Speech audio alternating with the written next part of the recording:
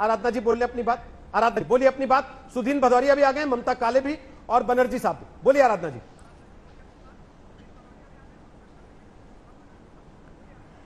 सबसे बड़ी बात यह है रोहित जी कि आज उत्तर प्रदेश एक बार फिर पूरे देश और पूरी दुनिया में शर्मसार हो चुका है। क्या कसूर था उस बेटी का कि भारतीय जनता पार्टी की सरकार में एक बेटी पैदा हुई है? क्या कसूर था उस बेटी का कि वो एक दलित के घर पैदा हुई? क्या कसूर था उस बेटी का कि वो एक गरीब परिवार में पैदा हुई? वरना किसी भी सरकार के किसी भी कारिंदे की हैसियत थी कि इस तरह से उस बेटी के साथ ना उसको इलाज मिलता, ना आनन फानन में उसके शरीर को जला दिया जाता। मैं 3 सवाल पूछना चाहती हूँ, हाँ, और आपके माध्यम से उत्तर प्रदेश की जनता से पूछना चाहती हूँ, मैं आपके माध्यम से सरकार से पूछना चाहती हूँ। 3 सवाल का जवाब मुझे दे दे। पहली बात, जब उस बेटी के साथ बलात्कार होता है 7 से 8 दिन बीत जाते हैं, उसका मुकदमा तक नहीं लिखा जाता है। पहला सवाल, आखिर कहाँ थी सरकार की जीरो टॉलरेंस मुख्यमंत्री जी की? कहाँ थी संवेदनशीलता उनकी? दूसरा सवाल, क्या उस बेटी को अधिकार नहीं था कि उसको, जब उसकी रीढ़ की हड्डी टूट चुकी थी, वो बोल नहीं पा रही थी, उसके साथ सामूहिक बलात्कार हुआ था, क्या उसको अच्छे इलाज के लिए जो सोमवार को भेजा गया, क्या उसको अच्छे इलाज के लिए पहले नहीं भेजा जा सकता था? तीसरा सवाल, कल मैं नहीं जानती यहां बैठे किसी से बात हुई नहीं, पर उसके पिता और उसके भाई से मेरी खुद एम्स, जब वो सफदरजंग हॉस्पिटल में उस लड़की की जब उसकी डेथ होती है, उसके बाद उसकी बॉडी को वहां से पुलिस लेकर के गायब हो जाती है, उसके पिता और उसके भाई से मेरी बात होती है और वो साफ साफ स्पष्ट रूप से कहते हैं कि हम लोग की जानकारी के बिना उसकी बॉडी को हटा दिया गया है यहाँ से, और उसको लेकर के वो कहाँ है हमें नहीं मालूम है।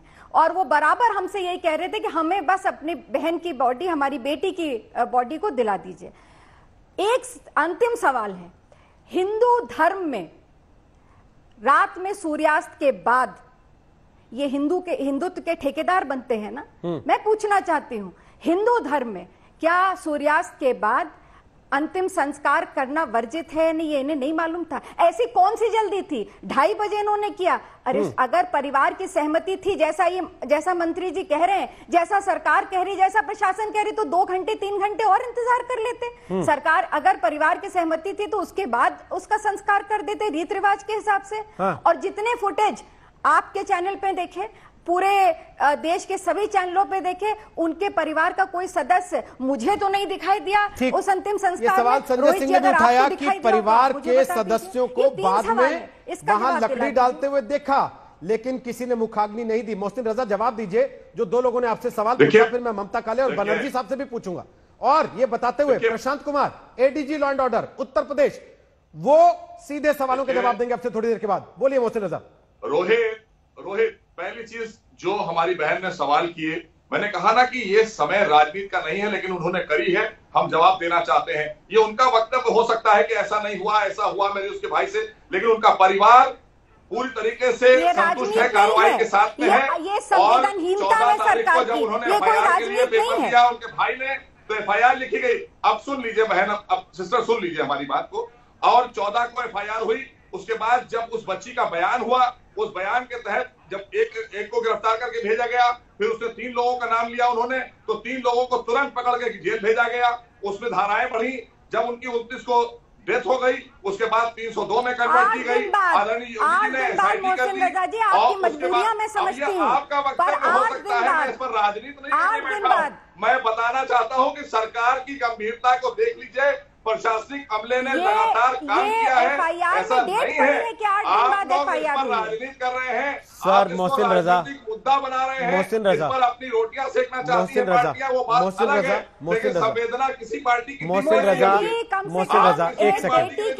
आराधना जी, एक सेकंड, मेरा एक सवाल है, मैं आप दोनों को रोक रहा हूँ, एक सवाल पूछना चाहता हूँ, प्लीज सुन लीजिए मंत्री जी। मोहसिन रजा जी, आप मंत्री हैं, थोड़ी हमारी भी सुन लीजिए। एक मिनट मोहसिन रजा जी, हाँ, पूरा कीजिए, फिर मैं सवाल पूछूंगा। अभी सुनील जी कह रहे थे कि यहाँ इतनी घटनाएं हो रही रेप की। अरे भाई, आप ना आईना दिखाइए, आपके दौर में तो रेपिस्ट पूरा इतनी बुरी तरीके से रेप हुए हैं और बलात्कार हुए हैं। मोहसिन रजा, उन्होंने मान तो लिया कि उनकी करतूतों की वजह से आज वो सड़क पर है, सत्ता में नहीं है। वजह से तो आज क्या आप वही मॉडल दोहराना चाहते हैं जिसकी वजह से ये लोग बाहर हैं, आज सत्ता में नहीं है? उन्होंने तो माना इस बात को। योगी जी जिसको, अरे रोहित, योगी जी जिसको खत्म करने का काम कर रहे हैं वो इन्हीं लोगों का दिया हुआ है उत्तर प्रदेश को। आज उसको खत्म करने का काम योगी सरकार कर रही है। कब तक खत्म होगा? अच्छा, इनका दिया हुआ विरोध करने कब तक खत्म होगा? इनका दिया हुआ बताइए। हम खत्म कर रहे हैं। नहीं, अगर इन्हीं का दिया है तो कब तक खत्म होगा वो बताइए ना। चीजें करेंगे कि अपराधियों को ऐसी सजा। मोहसिन रजा, एक सवाल बड़ा सीधा सीधा पूछ रहा हूं आपसे और बार बार पूछ रहा हूं, दोहरा के पूछ रहा हूं। सुनील जी, झगड़ा नहीं प्लीज, एक सेकंड, झगड़ा नहीं चाहिए, झगड़ा नहीं चाहिए। सुनील जी, सुनील जी प्लीज। सुनील यादव, सुनील यादव, एक सेकंड।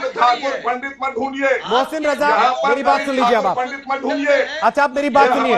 मुझे तो हैरानी है इस बात की कि आपकी पुलिस ने आधी रात में एक लड़की को जला दिया, शव को उसके बिना परिवार को अंतिम संस्कार का अधिकार दिए, उसके बावजूद आप यहां सबसे ऊंची आवाज में बोल रहे हैं। सर, आपको तो आज हिम्मत नहीं पड़नी चाहिए थी कैमरे के सामने आने की और ये कहने की कि हाँ हम सब कुछ सही कर रहे हैं। हमारी नीयत की और नीयत गलत नहीं है।